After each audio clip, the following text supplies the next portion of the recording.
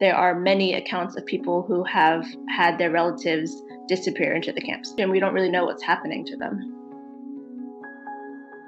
Can I ask you why people are kneeling, blindfolded and shaven and being led to trains in modern China? Why? What is going on there? I do not know where you get this videotape. The Uyghurs are a Turkic Muslim group. They live in the northwestern territory of Xinjiang in China, a region that is rich in resources like oil, natural gas, and copper. And it is a region that is also important to China politically because it was briefly independent in the 1940s. And since 1949, since it's been under Chinese control, there were various clashes and incidents of terrorism, both in Xinjiang and in other parts of China, either attributed to or claimed by Uyghur extremists.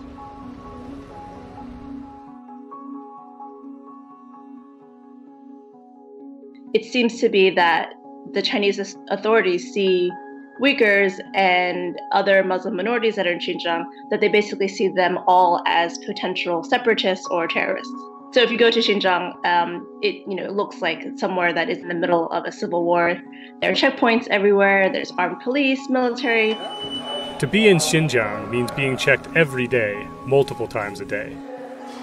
When you go to a market, when you drive a car, when you take a train, even your smartphone is checked. It is difficult to report there because you will be followed by state security agents that basically intimidate you and intimidate anybody that you try to speak to. Why can't we ask some questions? These police stations everywhere and, cameras, so many cameras. The BBC has seen new, detailed satellite analysis of dozens of suspected camps across Xinjiang. Wow, look at this. It's like a city.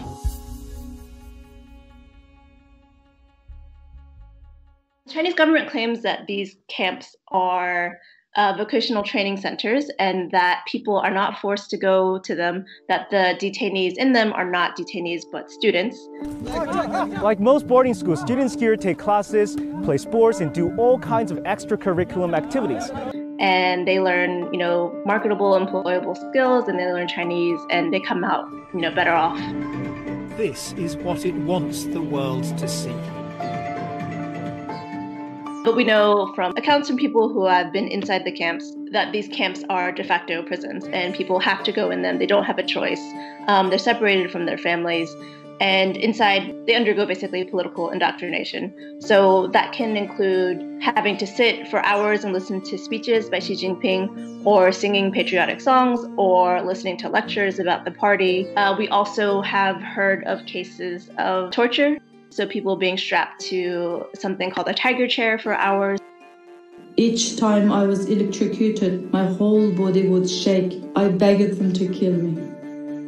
There have also been reports of forced medication, forced sterilizations.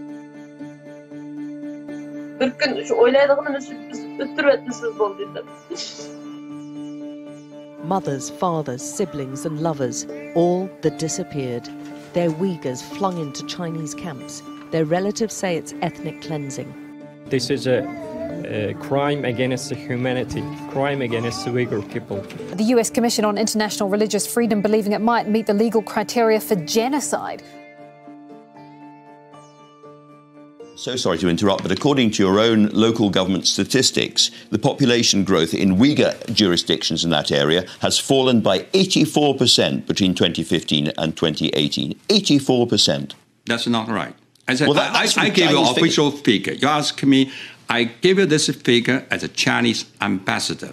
People have recently been talking about whether or not we can finally say that this is genocide. And what human rights investigators say is that this is not a genocide in terms of, in one go or in a condensed period of time, people being exterminated, but it's a slow process of erasing an identity and a culture in a population. Because we've seen things like forced sterilizations and IUDs being put into women and intermarriage being very much encouraged. It seems that there is some effort to reduce the population. And so some people would say that now should amount to genocide.